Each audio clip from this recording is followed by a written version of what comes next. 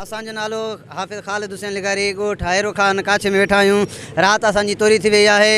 असांजे घर के खाट हणी चोरी करे विया आहिनि चोर।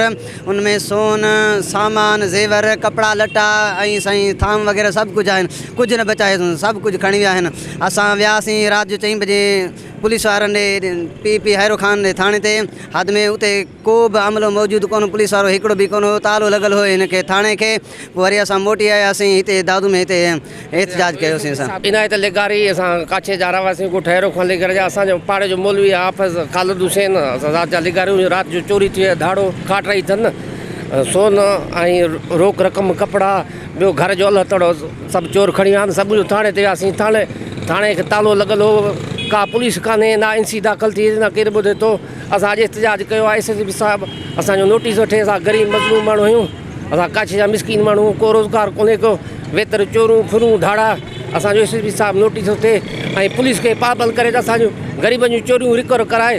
असां ग़रीब कंहिं दर था वञूं। मीडिया ज़रिए असां SSP साहिब खे गुज़ारिश कयूं था, महिरबानी करे असांजे मिसकीन हाफ़िज़ साईं जूं चोरियूं वापसि करे। अॻु में बि चोरियूं साईं काफ़ी थियूं आहिनि, का पुलिस नथी ॿुधे, को पुलिस वारो आहे कोन।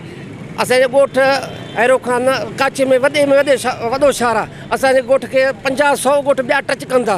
उनमें SI बि कोन्हे इंचार्ज साईं। ज़ुल्म आहे, बेहसी आहे, बेइंतिहा आहे साईं। को ॿुधण वारो कोन्हे। ग़रीब मज़लूम आहियूं। दादू में आहियूं एहतजाज करणु। असां मीडिया जा दाऊं था, असां ग़रीबनि जो दाद फरियाद कयूं। SSP साहिबु नोटिस वठे, पुलिस खे पाबंद करे असांजी चोरी रिकवर कराए साईं। हैरो खान में हर रोज़ चोरियुनि जो मामूल लॻो पियो आहे। हर रोज़ चोरी फुर धाड़ा। तक़रीबन हैरो खान में असां SP साहब खे चवंदासीं, दादू इरफान समो साहब खे महिरबानी करे हैरो खान में को सुठा ऑफिसर मुक़ररु कया वञनि जीअं ग़रीबनि सां नाइंसाफ़ियूं। हाणे हाफ़िज़ पेशीमा मां वीचारो हुनजी चोरी थी वई आहे। त अॻु में बि हिन जी 6-8 महीना अॻु में बि चोरी थी आहे। ॿियो वाक़ियो आहे, हिन ग़रीब जो अलाह ताला खणी विया आहिनि। ग़रीब वीचारो हाफ़िज़ माण्हू 6-8 हज़ार पघार खणे मस्जिद में पेशीमा मां। हिन जे घर में हर रोज़ 6-8 महीने धाड़ो हणी हिन ग़रीब सां नाजाइज़ था कनि।